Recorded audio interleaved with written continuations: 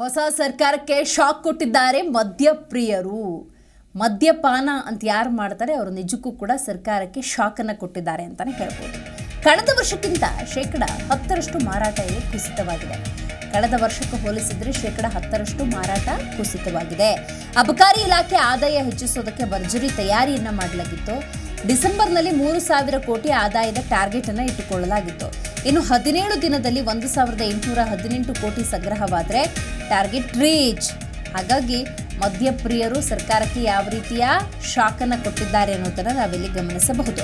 ಬೊಮ್ಮಾಯಿ ಸರ್ಕಾರದ ಅವಧಿಯಲ್ಲಿ 35,000 ಕೋಟಿ ಟಾರ್ಗೆಟ್ ಅನ್ನು ನೀಡಲಾಗಿತ್ತು. ಆದರೆ ಸಿದ್ದರಾಮಯ್ಯ ಸರ್ಕಾರ ಅಂದಾಗ ಬಜೆಟ್ ಸಂದರ್ಭದಲ್ಲಿ 36,000 ಕೋಟಿ ಟಾರ್ಗೆಟ್ ಅನ್ನು ನೀಡಲಾಗಿತ್ತು. ನೋಡಿ, ಅದು ಎಷ್ಟರ ಮಟ್ಟಿಗೆ ಮದ್ಯಪ್ರಿಯರು ಸರ್ಕಾರಕ್ಕೆ ಶಾಕ್ ಕೊಟ್ಟಿದ್ದಾರೆ ಅನ್ನೋದನ್ನು ನಾವಿಲ್ಲಿ ಗಮನಿಸಬೇಕಾಗುತ್ತೆ.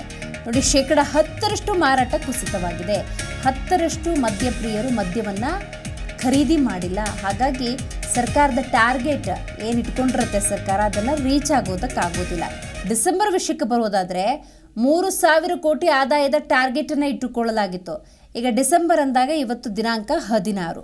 ಇನ್ನು ಉಳಿದಿರೋ ದಿವಸದಲ್ಲಿ 1,818 ಕೋಟಿ ಸಂಗ್ರಹವಾದರೆ ಆ 3,000 ಅಂತ ಏನು ಟಾರ್ಗೆಟ್ ಇಟ್ಕೊಂಡಿದ್ದಾರೆ ಆ ಟಾರ್ಗೆಟನ್ನು ರೀಚ್ ಆಗೋದಕ್ಕೆ ಸಾಧ್ಯ ಆಗುತ್ತೆ. ಹಾಗಾಗಿ ಶೇಕಡ 10ರಷ್ಟು ಆದಾಯ ಕುಸಿತವಾಗಿದೆ. 10ರಷ್ಟು ಖರೀದಿ ಪ್ರಕ್ರಿಯೆ ಅನ್ನೋದು ಕಮ್ಮಿಯಾಗಿದೆ ಅಂತ ಹೇಳಬಹುದು.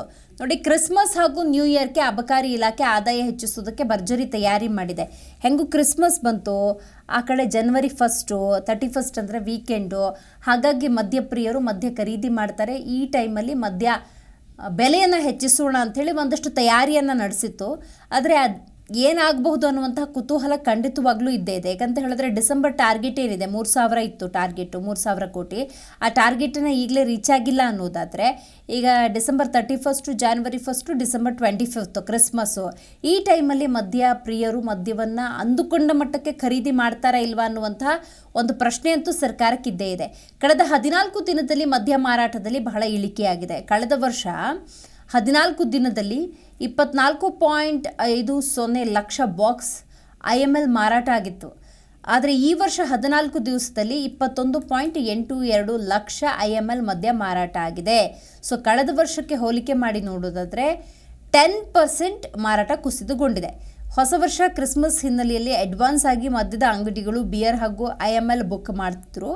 ಆದರೆ ಈ ವರ್ಷ IML ಮದ್ಯ ಮಾರಾಟವಾಗದೆ ಸ್ಟಾಕ್ ಹಾಗೆ ಉಳ್ಕೊಂಡಿದೆ. ನೋಡಿ, ಆ ಡಿಫ್ರೆನ್ಸನ್ನು ಗಮನ ಹಾಕಬೇಕಾಗತ್ತೆ.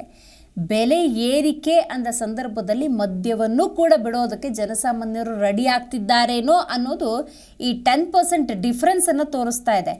ಯಾಕಂತ ಹೇಳಿದ್ರೆ ಆದಾಯದ ಕ್ರೋಢೀಕರಣಕ್ಕೆ ನೀವು ಸಿಕ್ಕ ಕಡೆ ತೆರಿಗೆ ಹಾಕೋದು, ಸಿಕ್ಕ ಕಡೆ ಬೆಲೆ ಹೆಚ್ಚಿಗೆ ಮಾಡೋದನ್ನು ಮಾಡ್ತಾ ಇದ್ದಾರೆ. ಜನಸಾಮಾನ್ಯರು ಅದನ್ನು ಒಪ್ಪೋದಕ್ಕೆ ತಯಾರಿಲ್ಲ ಅನ್ನೋದ ಸ್ಪಷ್ಟ ಸಂದೇಶ ಸರ್ಕಾರಕ್ಕೆ ಇಲ್ಲಿ ರವಾನೆ ಆಗ್ತಾ ಇದೆ.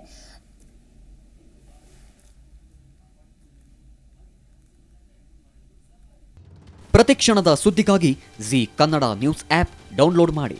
Live TV, latest updates, entertainment, lifestyle, technology ಸುದ್ದಿ ನಿಮ್ಮ ಅಂಗೈಯಲ್ಲಿ.